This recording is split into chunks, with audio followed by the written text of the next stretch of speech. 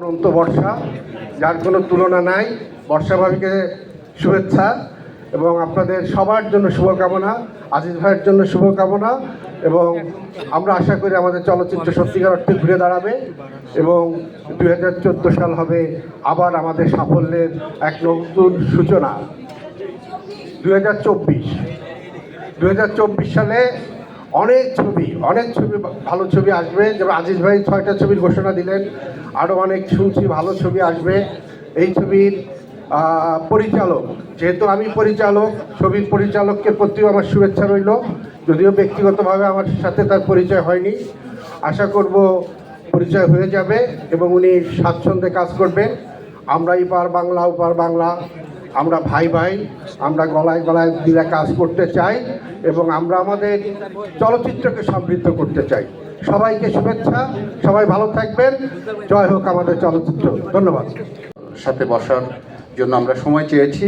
তিনি বলেছেন যে একটু স্থির হয়ে বসে তারপরে উনি আমাদের সময় দিবেন এবং যথেষ্ট সময় দিবেন বলেছেন এবং সমস্ত সমস্যাগুলো তিনি একে একে শুনবেন বলেছেন, আশ্বাস দিয়েছেন। আমরা এই বিষয়গুলো আজকে যে আজিজ ভাই যে বিষয়গুলো তুলে ধরলো সেগুলো আমাদের সবারই জানা।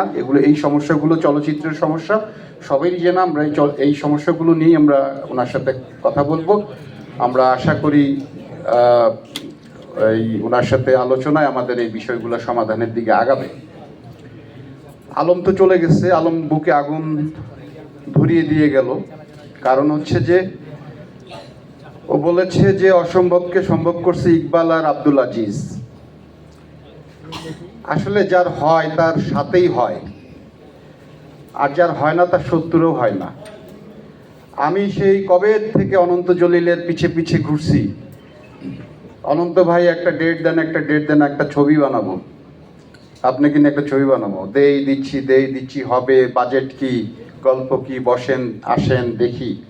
এর মাঝে দেখলাম ইকবাল করে ফেললো, এখন আজিজ ভাইও করে ফেললো, বাট আমার ভাগ্যে আসলে জুটলো না। এই জন্যই বললাম যার সাথে হয়, যার হয় তার সাথে হয়, আর যার হয় না শত্রু হয় না।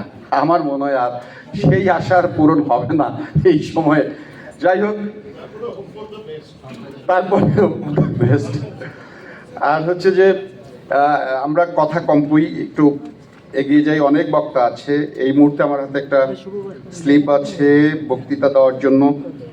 ইফতেখার সাহেব, মিস্টার ইফতেখার, তিনি আমাদের মাঝে বক্তব্য দিবেন।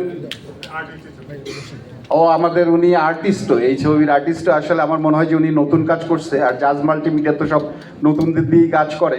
তো যাই হোক, পরিচিত হলো, আমার সাথেও পরিচয় হলো যে আমার সাথে পরিচয় ছিল না। ইফতেখার তো খুব হ্যান্ডসাম। তো ঠিক আছে, ইফতেখার ভাই আপনার বক্তব্য।